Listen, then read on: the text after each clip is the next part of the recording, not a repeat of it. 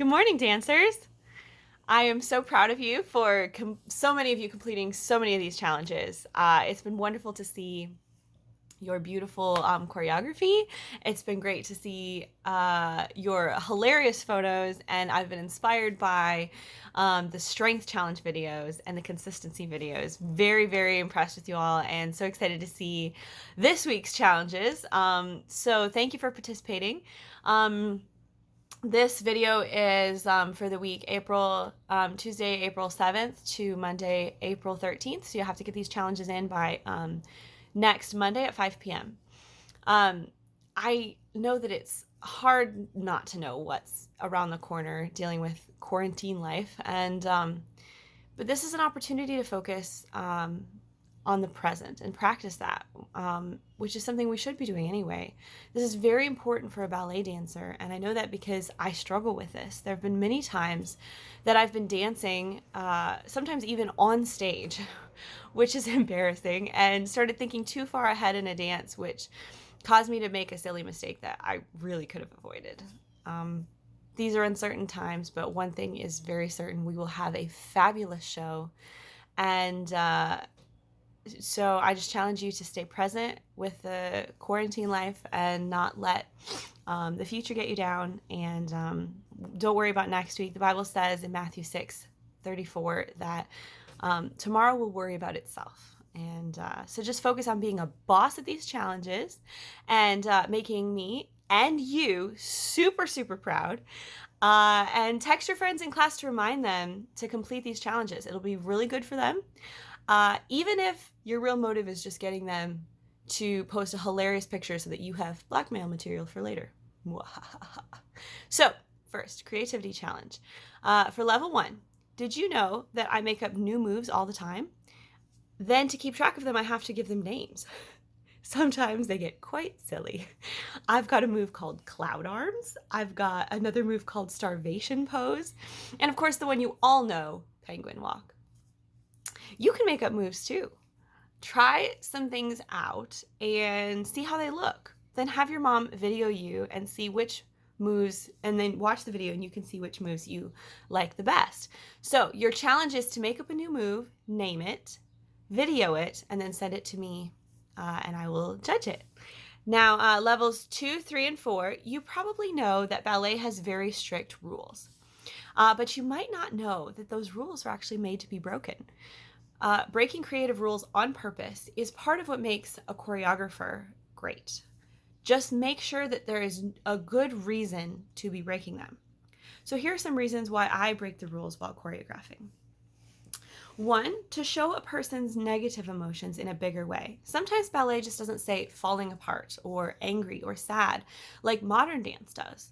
Modern dance is a derivative of ballet, a form of ballet that basically breaks a bunch of the rules. 2, I use breaking rules to mark a change in the music, such as when a slow song changes to be very energetic. A quiet and precise piece of choreography may suddenly have the dancer break the rules by swinging her arms through the air, for instance, like this, and breaking the ballet rule that arms should never cross the center line of the body, right? They're only supposed to go to here. Maybe they go to here one time in order to show a big shift in choreography tone. 3 is to portray a very young character. The confines of ballet's strict repertoire remove the ability, I think, to show the artless character of youth. An older dancer trying to play a younger character might be asked to stand in parallel position instead of first position, or to extend their leg with a foot flexed instead of pointed. They might even be asked to rock back and forth on their feet to show excitement, breaking the ballet rule that toes should never leave the ground until after the heels do. So try these things out and see if they feel young to you.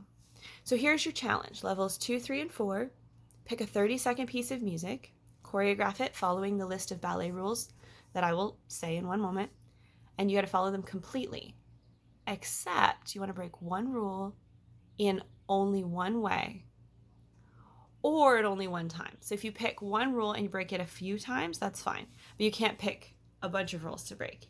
Or you can break one rule just one time, and that's good too. So just film that and post it in the team app, send me a link in the team app. The reward is that I will pick one and congratulate you and feature you on the front of team app. And that goes for level 1 as well. Levels 1, levels 2 and 3, and levels 4 will be judged separately. The ballet rules you need to follow. 1, toes always pointed. 2, arms never cross the center line. And 3, always turn out. So pick one of those rules that you want to break in a creative way for a specific reason. And try to make sure you can say that reason. You don't have to say it in the video. You can if you want. If you want to give a little prologue or epilogue to your film so that people know your thought process behind it, that would be awesome. But you don't have to. So just make sure you know in your mind what you're trying to say and why you're breaking that rule. And so I will judge this based mostly on how well you break the rule, how necessary it seems, and how well it's executed. All right. Second challenge, this is your strength challenge, very similar to last week, although these will be a little bit different starting next week. For levels 2, 3, and 4, level 1, enjoy not having to do this. So for those who did this, you're back for more, I see. But just picture me over here, all proud as a peach. Can you now complete 200 releves by April 13th? If so, prove it. Film yourself doing 200 excellent releves without stopping by 5 p.m. on April 13th. Now, let me give you a little bit of a tip here. Definitely at this point, your releves, there's so many of them, get someone else to count for you. And if you get a little bit off, no worries. Just pause, figure out what number you're on, keep going. Pause for like half a second. And don't worry about it too much. Just keep going. If it's not exactly perfect, that's fine. I'm not watching these videos from beginning to end. I'm watching the end of them. But it's just there as proof that you did do all 200. I can't just have you film the last 15 or something. So that's what that's for, but make sure that you get someone else to count for you because you're going to get out of breath. Just a reminder, do not attempt 200 releves without building up to it. That is why you have a week to prepare your video. If you can't walk after you film your video, how are you going to compete in the strength training challenge? What am I saying? The cross training challenge. That's what I mean. So be smart, girls, and don't forget to stretch a lot after every time that you practice.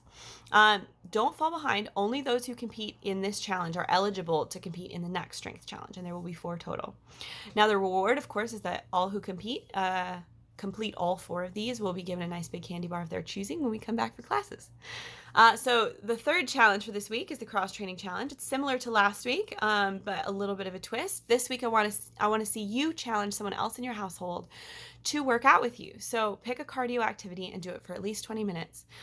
Take a buddy picture together and make it clear what your workout is, and post your photo on the team app. And of course, you want to make it as ridiculous as possible. And then I will be grabbing a buddy and imitating my favorite of these photos, and both of them will be posted next Tuesday.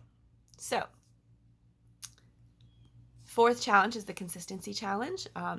Ballet requires consistent effort. It's a good thing you are totally amazing and up for this challenge. Fill out your chart for this week and send me a picture, and I cannot wait to be extremely proud of you. And your reward is something that you can do for yourself. Your practices, of course, will be counted as points that you can spend in that year-end prize day. But in addition, I officially suggest that you pat yourself on the back. See how good that feels? And that you treat yourself to a bath with Epsom salt and candles and some chocolate in order to ease your sore muscles. Now, kids, come here. I threw the candles thing in there because even if your mom won't let you light candles, she might not want to say no to 2 things. And then maybe, just maybe, if you're really good that day, she might let you have the chocolate part. Wait a minute. I bet the moms are watching this with you. Darn it, she probably knows our plan now. All right, well, you're just going to have to be really, really sweet to her, okay? Do we have a deal? Okay, good. Okay.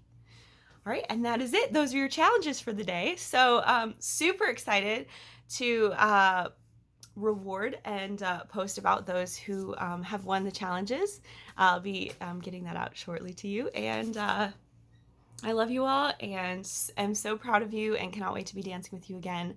And I just want to say one last thing. Make sure that you do schedule a FaceTiming session with me. It's been really good to connect with you guys. And if you are doing something a little bit wrong and it needs to be fixed, it's much better to fix it earlier than later, because if you fix it later, it'll be stuck in your muscle memory and you'll have to unlearn something before you can learn something, which is really annoying. It's like having a piece of paper that you've got pencil all over and now you have to erase all that pencil before you can write anything on it. That's irritating, right? You'd rather just have a clean sheet of paper, right? So definitely set up those FaceTime sessions with me. They're about 20 minutes. We'll just go over all your main songs that we have time for and see how you're doing in them and go from there. So thanks, girls. Love you. Bye.